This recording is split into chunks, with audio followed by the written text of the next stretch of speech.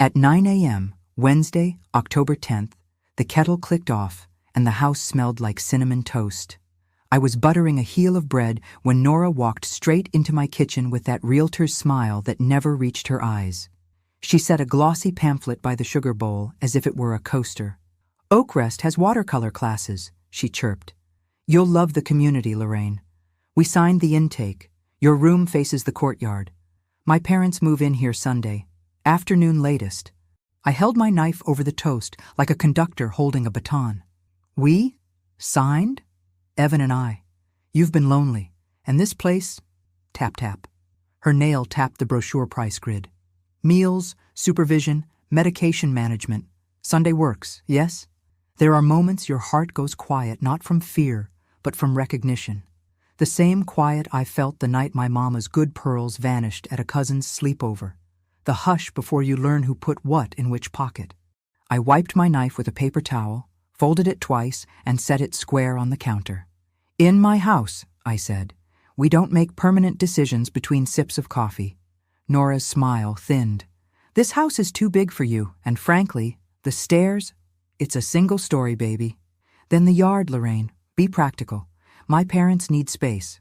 We'll transition you Sunday after church, 3 o'clock, vans reserved." I glanced at the clock above the stove, 9:07, then at the blue folder wedged between the cookbooks and my mother's church fan. I hadn't touched that folder in years. It was labeled in my late husband's handwriting. House, safe. "Where's Evan?" I asked. "At work. He told me to help with the details." She slid the pamphlet close. "We're doing this with love." "Love doesn't require signatures I didn't give," I said softly. Her eyes flicked, quick and mean. "Don't be dramatic. It's settled. Dramatic is for people who raise their voice because they don't have their papers. At my age, I don't shout. I document." I opened the cupboard, took down 2 cups, poured tea, and watched the steam halo her impatience. "You'll meet friends," she went on. "You'll quilt. You adore quilting. I adore choosing." Her phone pinged. "Great," she said. "Van confirmed Sunday, 3 p.m. She stood, smoothed her dress, and kissed the air near my cheek. "Start packing what you love. We'll handle the heavy pieces." When the door closed, I allowed myself one small tremor. Then I reached for the blue folder. The paper rasped like a match striking. Inside, the deed from 1994, the 2016 will with Della's notary seal, a handwritten note from Harold, our old broker. "Call me if you ever reconsider refi. H." And on the back of the will, a sticky note in my husband's square script. "Protect the house. It's your spine." I set the folder on the table as if it were a living thing and breathed through my nose until my hands stopped shaking. Then I picked up my phone, opened the Notes app, and typed a single line at the top. "Sunday, 6 p.m. Family dinner. Final decision." If stories like this help you breathe, tap like and subscribe. Subscribe to our channel. This helps our work reach more people. The corner of the will was smudged with fresh graphite and the phone number penciled. There wasn't Harold's. By Thursday morning, the plumber I'd scheduled to fix the back bath never came. "Sorry, Ms. Jackson," his receptionist said, tight as a corset. "We were told you're moving out Sunday. Best not to start." Told by whom? I didn't need to ask. Small towns wear gossip like perfume. At noon, Evan called from a number that still shows as "my boy" on my screen.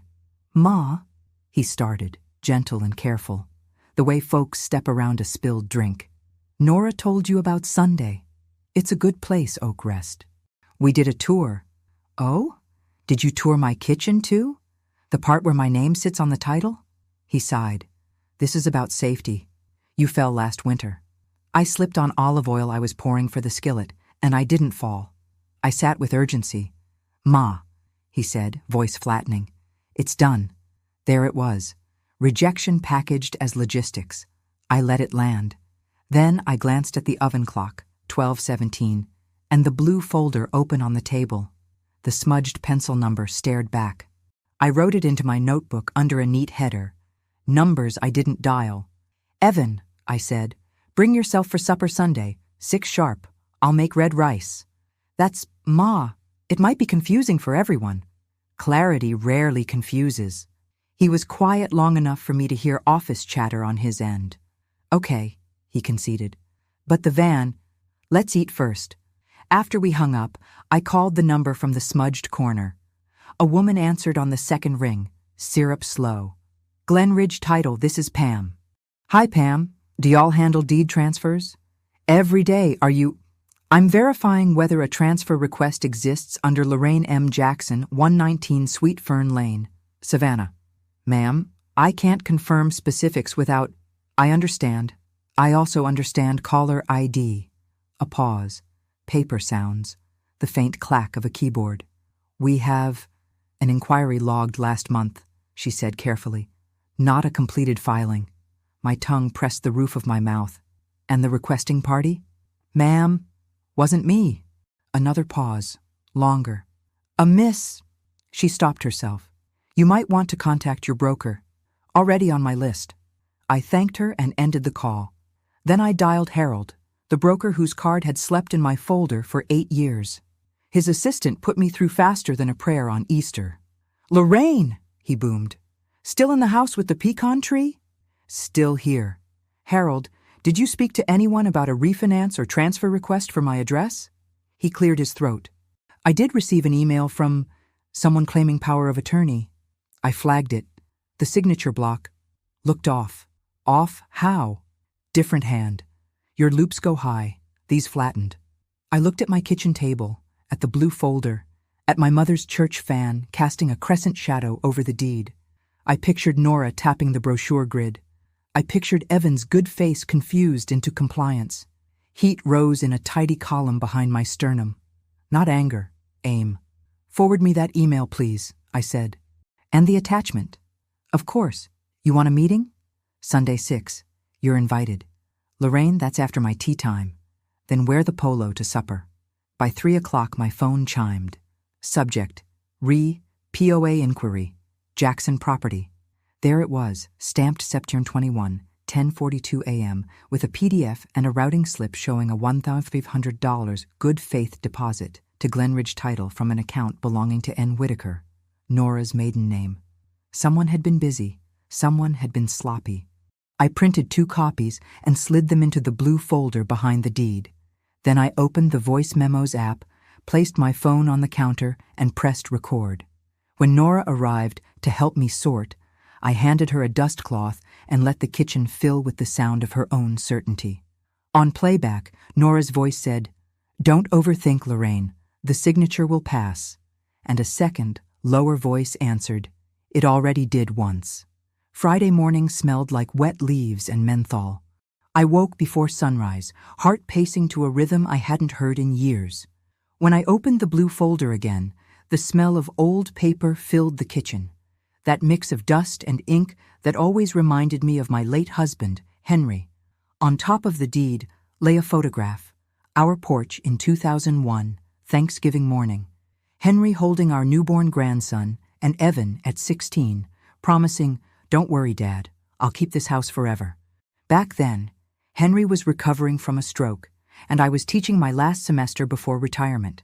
The mortgage had nearly swallowed us whole, but I made every payment, every dollar from tutoring and sewing lessons, to keep our name tied to that land. "This house stays in the family," Henry said, and Evan nodded like he meant it. Now that same son was about to hand it over to strangers. At 10 a.m., the doorbell rang. Della, my husband's cousin, the one with the notary seal and the backbone of a judge. She stepped in with a brown envelope and a cautious hug. "Heard a whisper through the church circle," she said. "You packing?" "Not quite. I'm unwrapping."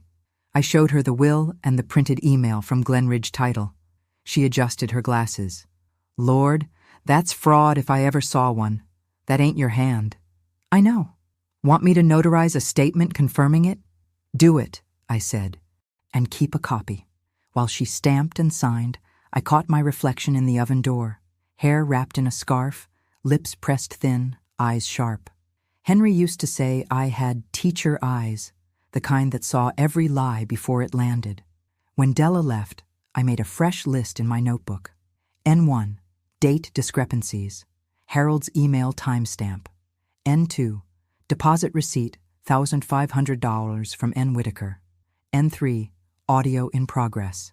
My hands shook, not from fear, but from memory. The same tremor I had the day Henry died, and I had to sign 12 documents while men in suits spoke over me. I'd promised myself I'd never be that silent woman again. At noon, Nora texted, "Evan and I will stop by tonight to measure the rooms for my parents' furniture." I typed slowly, "Come hungry." Then I moved the kitchen recorder closer to the window, pressed record, and whispered to myself, "Let's see who signs what this time." The afternoon sun slid across the blue folder like a seal being warmed before it hardens. At 5:32 p.m., a moving van rolled past my house, not mine. It stopped 3 houses down, but the logo on the side was the same company from Nora's brochure. The driver got out, stretched, and called, "See you Sunday, Miss Whitaker." I wrote the time and plate number in my notebook, then poured a glass of sweet tea to steady my hands. The ice cracked just as I realized the driver had said Miss, not Mrs. Whitaker. Saturday morning brought a false calm. Sunlight pouring through lace curtains, birds gossiping outside like nothing was wrong. I baked cornbread because that's what I do when I'm planning war. At 9:15, Nora showed up early, all smiles and perfume. "Thought we could start sorting," she sang, waving a stack of bubble wrap like a flag of peace. I handed her a cup of coffee. "Sure, sugar. Let's start in the kitchen." She sipped, eyes scanning the counters. "Oh, this old folder again?" She tapped the blue folder, sitting innocently by the bread box. "Old habit," I said. "Some papers make me feel safe." She laughed. "You and your documents. We've already filed everything important." "Filed?" "Evan handled it," she said, waving a manicured hand. "Don't overthink, Lorraine. The signature will pass." Her own words, clear, sharp, and recorded. I leaned on the counter, feigning confusion. "You must be busy, dear. Juggling your parents' move, your job." She shrugged. "We manage. Once this house transfer is settled, we'll have space to breathe." Transfer. The word hit the air like vinegar on milk. I watched her unpack boxes labeled Mom's China and Dad's recliner. She'd even measured the living room wall. My hand stayed steady while I took photos of the labels when she wasn't looking. At 11:40, Evan arrived, sheepish. "Mom, we're just helping with logistics. Don't make it weird." I smiled thinly.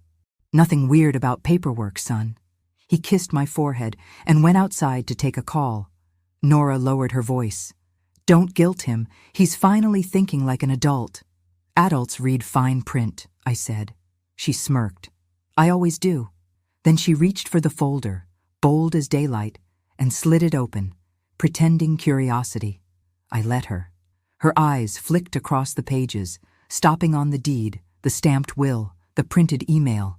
Her breath caught. "What's this?" she asked, trying for lightness but failing. "Oh, just receipts." I closed the folder gently, like tucking a child to sleep. "You know, Nora, I taught English 38 years. And the thing about signatures? They tell stories." She blinked. "Stories?" "Yes. Every loop, every tail, every pause. You can fake the ink, but you can't fake the rhythm." Her face tightened. "You're overreacting." "Maybe," I said softly. "Or maybe I'm just rereading." The clock on the wall ticked toward noon. I handed her a dish towel. "Help me set the table for tomorrow. We'll need enough chairs. I'm expecting company." "What company?" "You'll see." She hesitated, eyes darting to the folder again. "You're not going to make a scene, are you?" I smiled, kind and wide. "No, darling. I'm going to make dinner." She laughed nervously, thinking she'd won. She didn't see the tiny red light blinking on the voice recorder tucked between the flour jars. When the front door closed behind her, I exhaled the breath I'd been holding since Wednesday. Outside, the wind lifted the pecan leaves and carried them across the porch, like witnesses gathering for Sunday. By Sunday morning, the house had that quiet before the choir warms up. Sunlight pulling gold out of the hardwood, the air holding its breath. Church would start at 10:30, dinner at my table at 6 p.m., and a moving van pretended to own the space in between. I set a yellow legal pad beside the blue folder and wrote what couldn't be argued with. Appraisal, AUG 2, $420,000. Mortgage balance, last statement, September 28, 7,814. Glenridge title deposit, $1,500 from N. Whitaker on September 21, 10:42 a.m. Van arrival slated Sunday, 3 p.m. Dinner, 6 p.m. Family only. Then I wrote what still sat unproven, but smelled true as bleach. POA forged, intent to transfer under care pretext. I brewed chicory coffee and called Pastor Reeves. "Pastor, I'll be at service, but I won't testify." "Not yet." He chuckled low. "Lorraine, you've testified with your life. Need anything? Just a prayer that truth keeps its shoes on." At church, Nora smiled across the aisle as if nothing in the world had edges. Evan squeezed my hand, the boy in him doing what the man in him wasn't. When the ushers passed the basket, I folded a check for $78, $1 for every 100 still owed to the bank, and whispered, "Almost home, Henry." Back at Sweet Fern Lane, I pulled from the freezer the roast I'd seasoned Saturday night. Salt, pepper, garlic, thyme. A woman fights with what her table understands. While the meat thawed, I photocopied the deed and will at Savannah Print and Ship, asking for 3 clean sets. The clerk, a college girl with a ring through her brow, squinted at Della's notary seal. "That's official. Baby," I said. "It's bone deep." By early afternoon, heat shimmered on the street like a stovetop. At 2:41 p.m., the moving van rolled in, the same logo I'd photographed Friday. 2 men hopped out, chewing gum, glancing at my pecan tree like it owed them shade. "Afternoon, Ms. Jackson," the taller one called. "We're here for a 3 o'clock pack-out." "For whom?" I asked. He glanced at his clipboard. "Order under N. Whitaker. Notes say, owner transitioning to Oak Rest." "Owner is cooking Sunday dinner," I said. "And y'all won't block my driveway." He lifted both hands. "We can stage on the curb until the family directs us." "Family will direct you at 6:30, I said, and shut the door gently. Inside, I slid the chain, set the roast in the oven at 325 degrees Fahrenheit, and opened the voice memos app. The kitchen was about to become a courtroom, and I don't leave evidentiary gaps. I placed the Bluetooth speaker in the china hutch, not hidden, just present, and stacked 3 manila envelopes on the table. Harold, Glenridge, Della. At 3:07, a text lit my phone. "Mom, don't stress.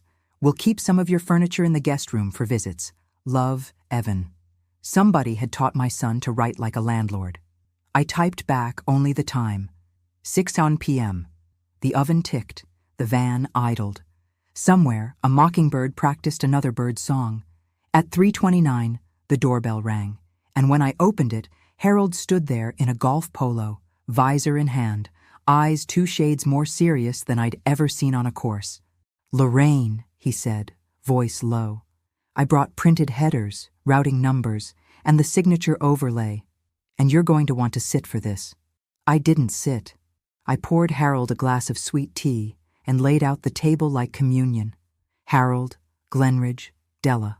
He slid into the chair where Henry used to read the sports page and opened a red folder. "Here," he said, laying 2 pages side by side. "Your 2016 signature from the will Della notarized, and the signature on the POA email from September 21st. I printed an overlay." He held up a transparency. The loops didn't kiss the same air. "Different rhythm. Yours climbs.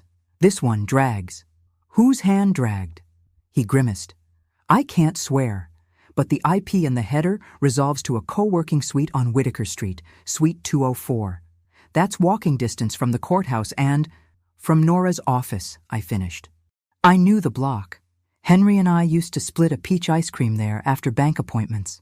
We were still studying the overlay when the door opened without a knock. Nora breezed in with a box labeled recliner screws and a smile too many teeth wide. "I told the movers to start with the garage," she said. Then she saw Harold and went still for a beat too long. "Oh, hello." He stood, polite. "Afternoon?" She set the box down delicately, as if placing a candle on an altar. "Lorraine, you should rest before the transition. You don't want to be exhausted for new beginnings." I slid the Harold envelope forward. "We're rehearsing signatures." Color left her face, then rushed back wrong. You're making this adversarial. I'm making it accurate. I tapped the transparency. This hand isn't mine. Her chin tipped. Clerical error. Errors don't open Gmail at 10:41 a.m. and send power of attorney PDFs at 10:42 from a co-working suite 3 blocks from your favorite salad place. Her eyes flashed. Evan and I are trying to protect you. By altering the ownership of a house with 7,814 left on the note? The oven clicked as if to second it. Harold cleared his throat. Ms. Whitaker, a $1,500 deposit hit Glenridge Title that same morning from an account ending 3199. He slid the routing slip across. Bank on Broughton Street. I'll subpoena if I must. She laughed, the brittle kind that cuts both ways. Subpoena? Over a helpful arrangement? Helpful arrangements don't need forged pens, I said. Sit, please. To her credit, she sat, crossing her legs so neatly you'd think the chair owed her something. I reached into the blue folder and laid Della's notarized statement on the table. Then I picked up my phone, opened voice memos, and pressed play. Her voice filled the kitchen, clear, crisp, carrying her own confidence back to her like a silver tray. Don't overthink, Lorraine. The signature will pass. A second voice, low and male, answered, It already did once. Nora's head snapped up. You recorded me? At my age, I don't shout, I said. I document. The front door swung again. Evan stepped in, cheeks flushed from the heat, hope and dread wrestling in his eyes. Ma, let's just... He saw Harold, saw the stacks, heard the voice on loop, and went the color of copy paper. Nora, what is that? She stood, palms spread. Context, Evan.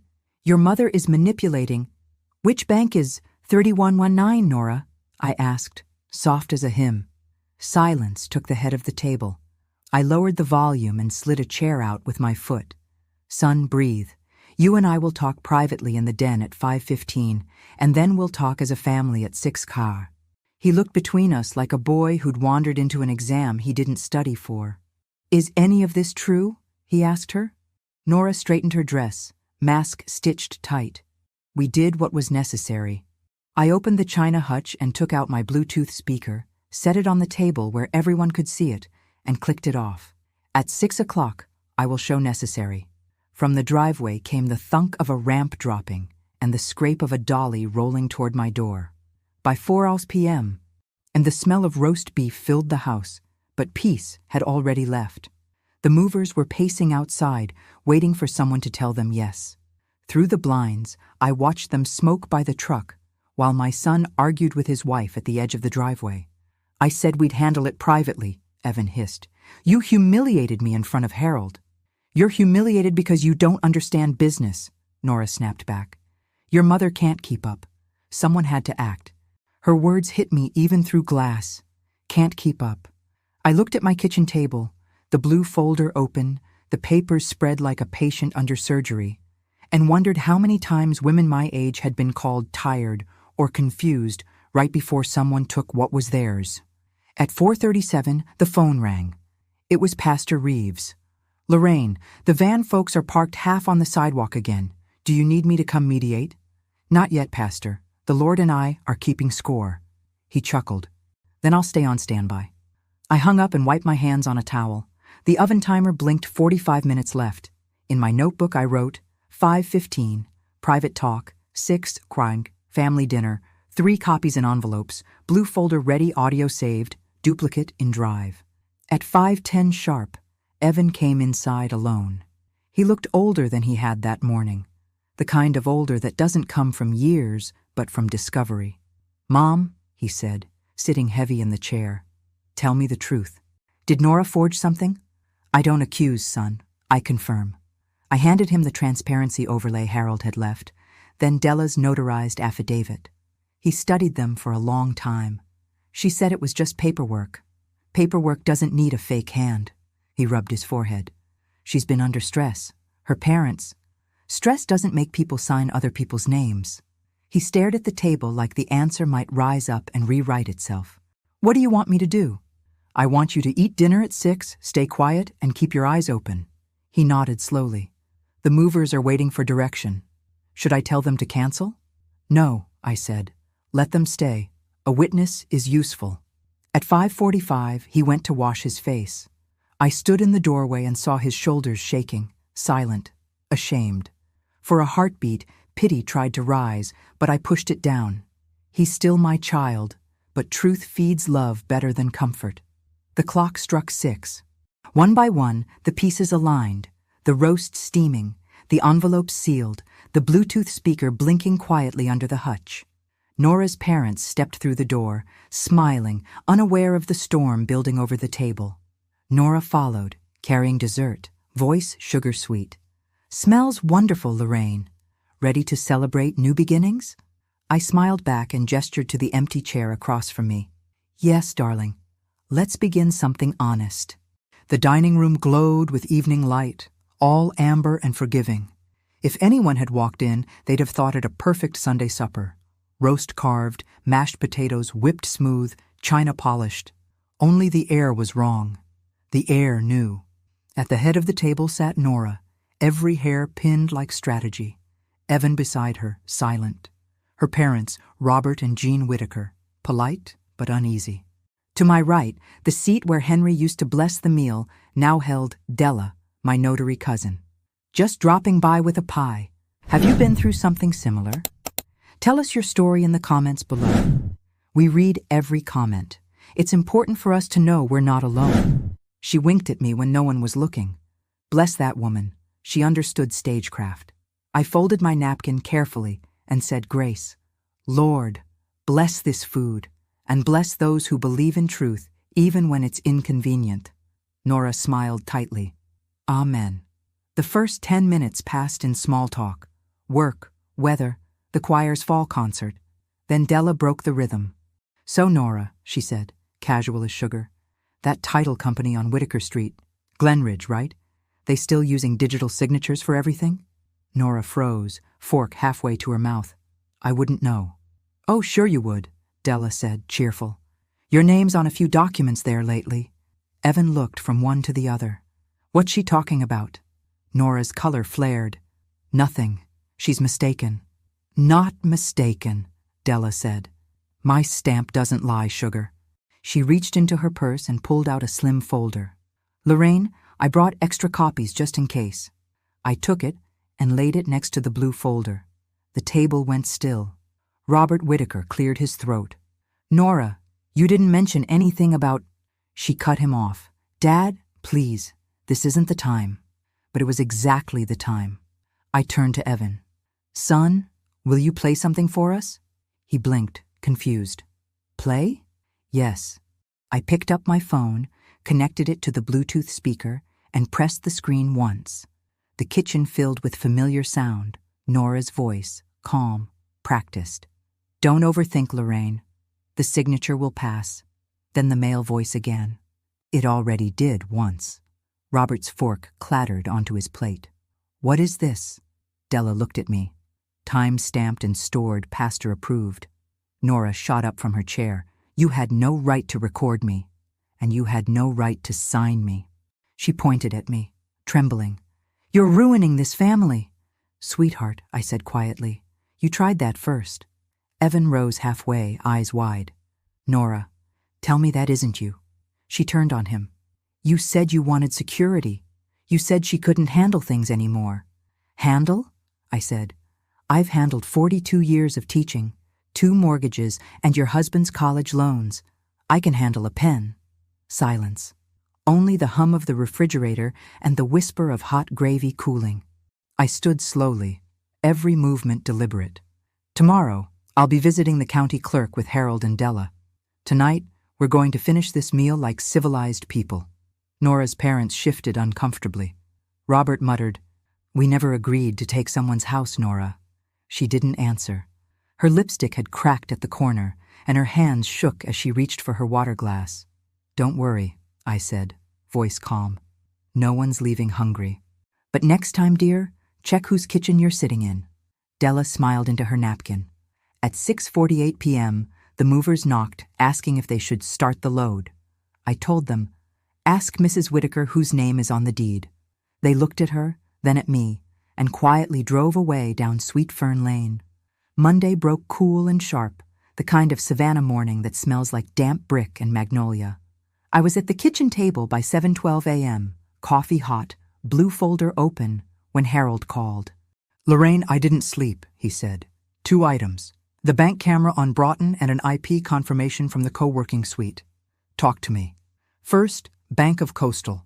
I know the branch manager. On Sep 21 at 10:18 a.m., a woman matching Nora Whitaker's DMV photo entered, made a cashier's check for $1,500, memo line, good faith, Glenridge. Teller number, 163. I have the internal transaction slip and a still from the CCTV, time-stamped, face clear. I let out a breath I didn't know I was holding. And the suite? The co-working office logs door fob usage. Suite 204. The visitor badge assigned at 10:03 a.m. to a guest signed N. Whitaker. Wi-Fi records show a device joining as Nora iPhone at 10:40 and the Gmail send at 10:42. I have the hospitality log and the Wi-Fi lease print. Facts stacked like bricks. Rhythm steady. No shouting necessary. At 9:00 a.m., I said, "You and I are going to the Chatham County clerk. We'll file an affidavit of forgery, lodge Della's notarized statement, and request a fraud alert flag on my parcel. Already printed," he said. "Also, a temporary hold letter for Glenridge, so no title work closes without you in the room." By 8:54, we were at the courthouse, the marble floors cold through my shoes. Della met us in a navy suit that said Sunday School and sentencing both. At the recording window, a clerk named Bernice read our packet and pursed her lips. "People think elders don't have their numbers straight," she murmured. "Stamp, stamp." The sound felt like nails going into a doorframe I'd built myself. We walked next to Glenridge title. The receptionist's smile faltered when she saw Della's seal and Harold's business card. In the glassed conference room, Pam from the phone looked over the POA email and the bank slip. "Ms. Jackson, we will freeze any file connected to your address pending investigation," she said. "Also, I shouldn't, but..." She slid a call log toward me.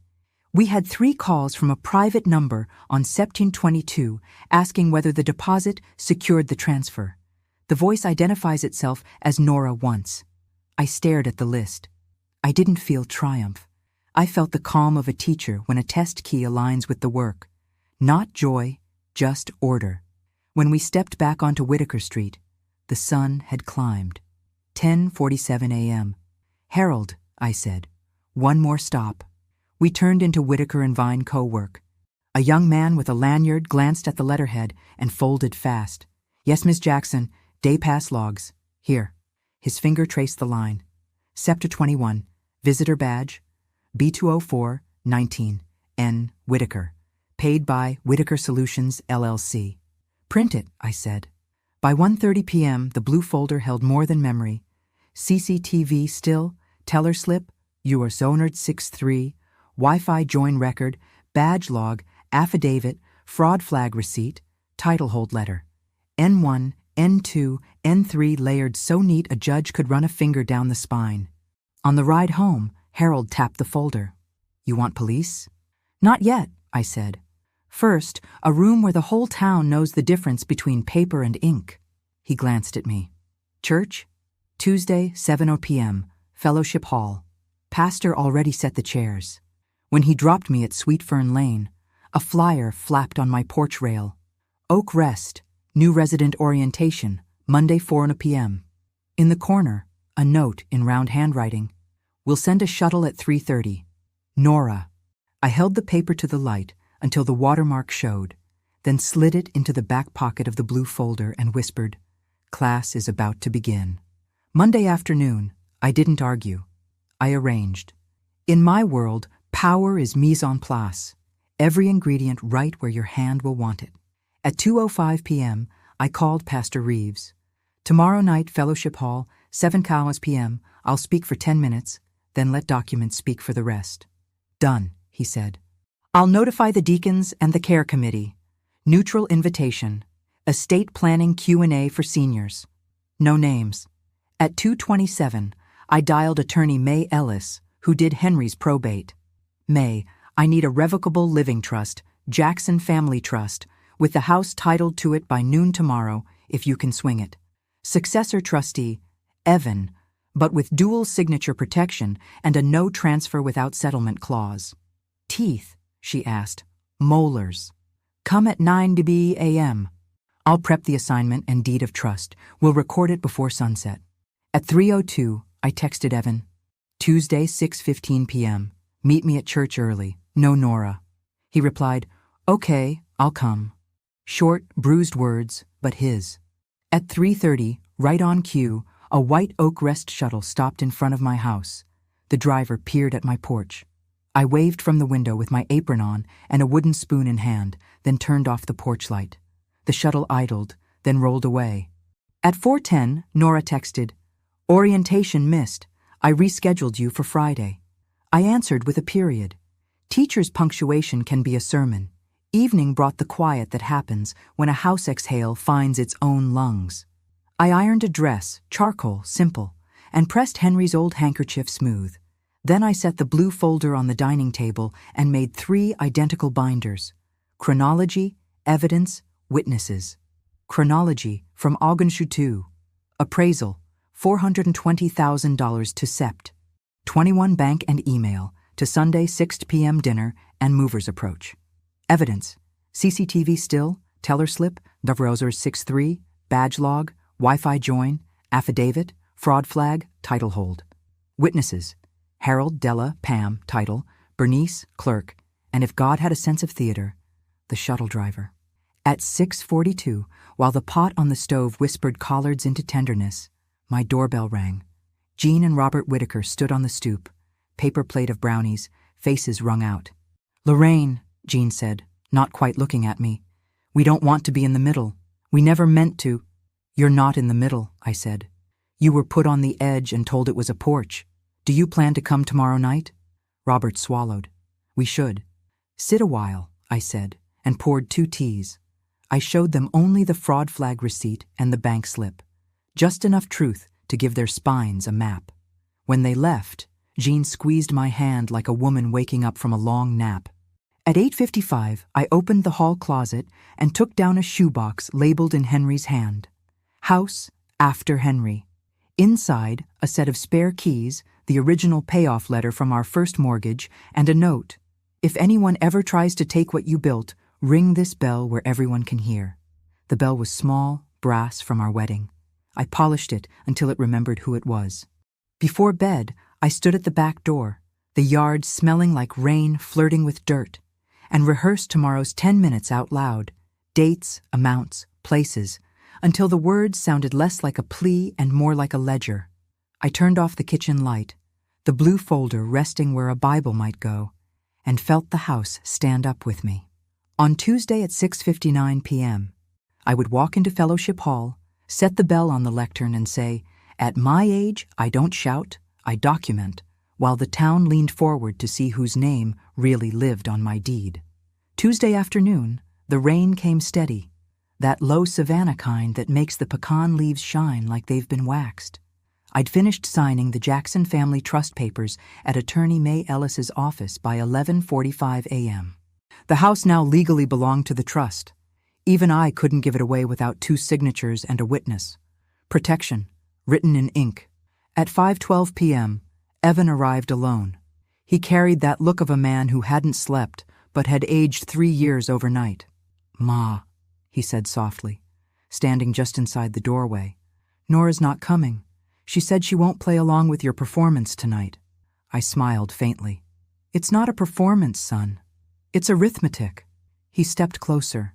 I don't know what to believe anymore. You raised me to trust people and to verify their math. He let out a short, broken laugh. She said you trapped her, that you made her sign something. I walked to the table, picked up one of the binders marked evidence, and opened it to the CCTV still from the bank. Does this look trapped? He leaned in, eyes wide. That's, oh God. Sept 21, 10:18 a.m., I said quietly. Your wife. Cashier's check for $1,500. The memo line says, Good faith, Glenridge. Same day, her phone logged into a co-working office under her name, sent a power of attorney file using my scanned signature. There's a paper trail long enough to wrap the whole block. He rubbed his face. Why would she? She said it was just an investment, something to secure the property before I die? I said evenly. You can say it, son. He flinched. I never meant. I know what you meant, but meaning doesn't erase signatures. I closed the folder and slid it toward him. I'm not asking you to choose between us. I'm asking you to look at the evidence and tell me what it says. He turned the pages, one by one, the bank slip, the co-working log, Della's affidavit. I watched as the reality rearranged his face. When he reached the last sheet, he pushed back from the table. I thought she was just helping. I didn't see it. People rarely see theft when it's dressed as help. He leaned against the counter, hands shaking. She'll hate me if I show up tonight. She'll hate herself either way, I said. But maybe she'll start over cleaner. He nodded slowly. You're going to tell everyone? I'm going to tell the truth. The rest is up to the room. We stood in silence, rain ticking against the window panes. He looked around the kitchen, the same one where he'd learned his multiplication tables, where Henry used to sit with the sports section. I almost lost this place, he whispered. No, sweetheart, I said, touching his arm. You almost lost me.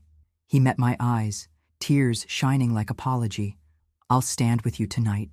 At 6:12, we locked the door behind us. The blue folder rested in my bag, the bell wrapped in a napkin. On the front porch, the rain had stopped, but the air still smelled like change. The fellowship hall at First Baptist was already half full by 6:55 p.m. Folding chairs in neat rows, coffee percolating in the corner, murmurs running like small rivers through the room. The sign by the door read, Estate Planning and Family Integrity, Community Discussion. Pastor Reeves stood near the lectern. Lorraine, he whispered, half the town's here, even the sheriff. Good, I said. Truth deserves witnesses. At 7:02, I stepped up to the microphone. The bell from my wedding sat on the table beside the blue folder. I placed one hand on each.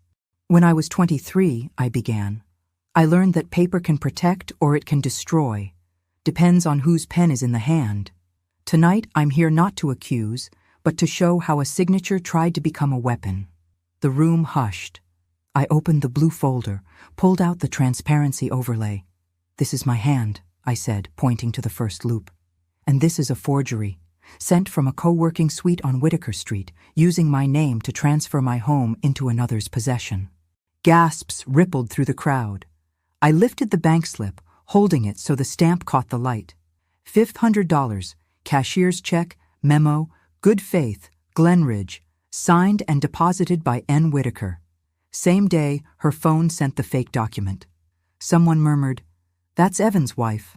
I nodded. Yes, my daughter-in-law. She told me Friday, You'll love Oakrest. We already signed for you. What she didn't know was that I keep receipts. A low hum of recognition spread. Della stepped forward from the front row, holding her notary seal. And I verified the original deed and will, she said. Her mark isn't there. Pastor Reeves adjusted the mic.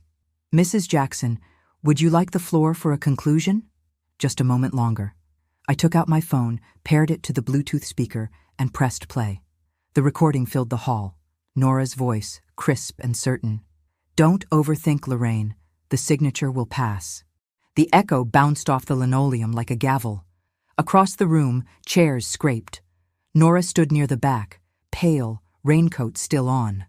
I hadn't seen her slip in. That recording is illegal, she shouted. The sheriff folded his arms. Not in her own home, ma'am. The crowd parted as she tried to step forward, but her own parents blocked her path. Jean's voice shook, but carried. We didn't raise you to take what isn't yours. Evan turned in his seat, face wet.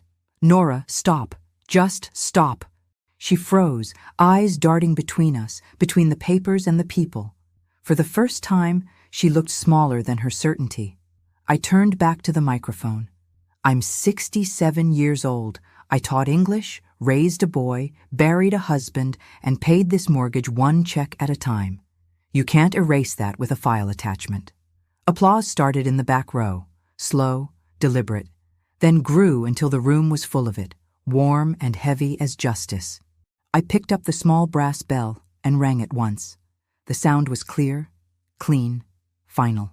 The sheriff stepped forward, hand extended for the documents. Pastor Reeves prayed aloud for peace. Della smiled at me through tears. Evan reached for my hand. "You kept the house," he whispered. "No," I said softly. "I kept the truth." And as the applause rose again, Nora turned and walked out into the drizzle, the sound of that bell still ringing behind her. By Wednesday morning, Savannah felt smaller, like the whole town had exhaled the same word. Finally. I woke to the smell of rain and the distant sound of a lawnmower. For the first time in a week, the house was still. No van, no whisper of movement, just peace. At 9 a.m., the sheriff's office called. "Mrs. Jackson, this is Deputy Carter. We've completed our review.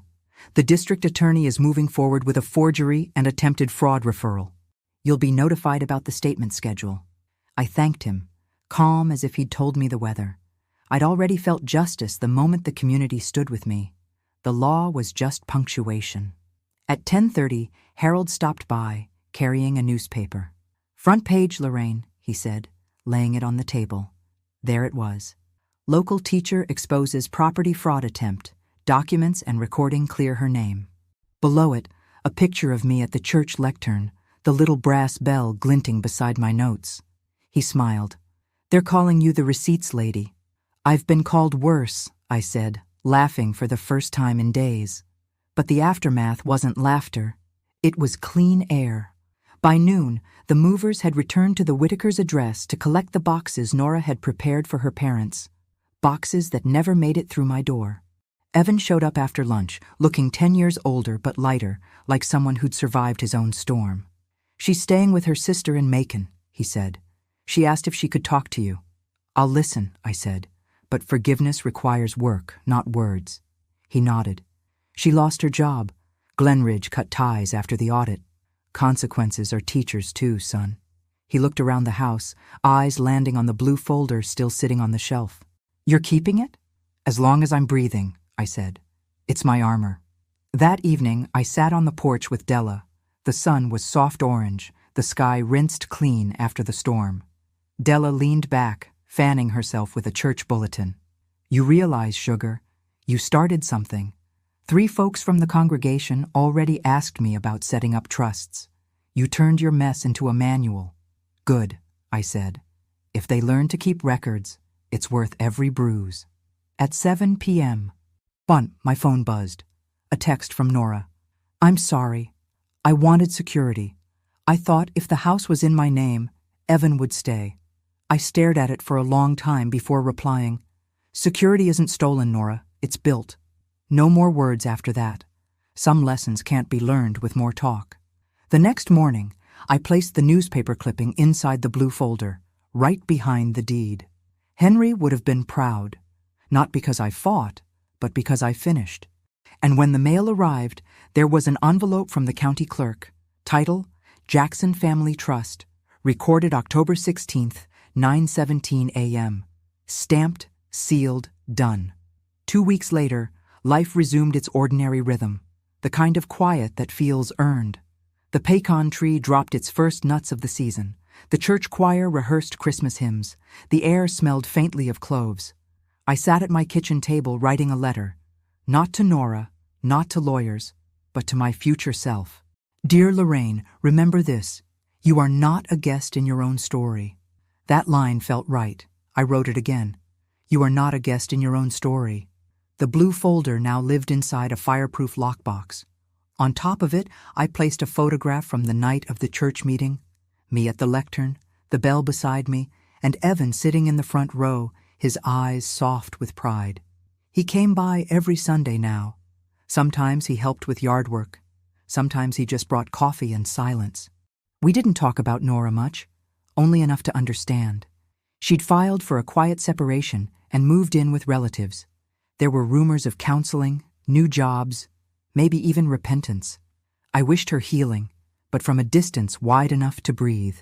At 4:15 p.m. that day, a young woman knocked on my door, Clarissa, one of the church's social workers. She held a clipboard and a shy smile. Mrs. Jackson, we're short one placement. A girl, 10 years old, quiet, likes sketching. Name's Maya.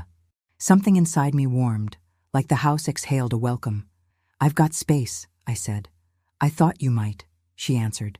That evening, Maya sat at my table, drawing in a spiral notebook while the oven hummed. Her laughter, small and soft, filled the corners that had been empty for weeks. She looked up. Miss Lorraine, how come you got so many folders? I smiled. Because some people write stories with their mouths. I write mine on paper. Before bed, I stepped onto the porch. The air was cool, stars sharp. I rang the brass bell once, a sound for no one but the walls and the night. Henry, I whispered, the house is still ours and it's working again, one child at a time. When I turned to go inside, Maya's little voice drifted from her room. Miss Lorraine? Yes, baby? Can I call you Grandma? My throat tightened. You can. I closed the door behind me, the sound of that bell still hanging gentle in the dark. Not a warning anymore, but a promise. On November the 1st, I woke before the sun and found the house already breathing. That soft, contented sound wood makes when it remembers it's loved. In the kitchen, the clock ticked 6:07 a.m. Coffee whispered into the pot, and the blue folder sat where a family Bible might rest. Not because I needed a fight, but because I'd earned my peace. Maya padded in, wearing mismatched socks, hair a halo of sleep. Grandma, can I draw the tree again? You can draw this whole street if you want, baby, I said, handing her the charcoal pencils I keep in the jar by the window. She climbed onto the bench and began making the pecan tree appear, bold strokes first, then careful shading along the bark, where storms had left their signatures. I wrote a check to the Church Benevolence Fund for $420, $1 for every 1,000 of the appraisal that once tempted someone to call my home a prize. In the memo line I printed, for folders and futures. I tucked it into an envelope and stamped it with a magnolia. When you survive something ugly, you set the table for somebody else's survival. At 9:30, Evan stopped by with new house keys I'd had cut, a pair stamped Jackson Trust. He turned them in his palm like a man weighing both history and promise. Keep a set, I told him. Boundaries don't mean locked doors, they mean respect. He nodded. I'm starting counseling next week. On my own. That's a sentence I like, I said. He hugged me longer than he had since he was 12. Around noon, I walked 2 streets over to Whitaker and Vine Co-work with a paper bag from the bakery. 6 cinnamon rolls warm enough to fog the bag. The manager blinked when he saw me. These are for your front desk, I said, for keeping the kind of records that tell the truth. He stammered thanks. I didn't stay. Bless and move on. Back home, I opened the lockbox and slipped in 3 things behind the deed. The county recording receipt, Octum 16, 9:17 a.m., the church program from the night I rang the bell, and a crayon drawing of the pecan tree labeled in careful block letters, Our House. I pressed my palm to the stack. You can't eat paper, but my God, it can feed your dignity. In the afternoon, Clarissa stopped by to check on Maya's placement. We sat at the kitchen table where so many bad ideas had once tried to sit like they belonged. You've given her quiet, Clarissa said. Kids feel quiet like other people feel money. She gave me the same thing, I answered. At sunset, I lit a single candle by the sink and washed the day's dishes like my mother taught me. Slow, grateful, a hymn under my breath. Then, I took the small brass bell from its hook and carried it to the porch. The street held that November hush that makes every porch light look like a promise. I rang the bell twice. One for the man who taught me steadiness, one for the girl drawing a future at my table. The sound lifted into the early dark and came back softer, like the world agreeing. Inside, Maya called, Grandma, can you sign my homework? I can, I said, smiling. I dried my hands, reached for a pen, and signed my name the way I always do. Loops climbing, tail steady, the rhythm of a woman who owns her story and the ground beneath her feet. I am not a guest in my own house. I am the deed and the door. If this story gave you strength, help us by sharing, liking, and hitting the notification bell. We'd love to hear in the comments which part of the story you liked most. See you tomorrow.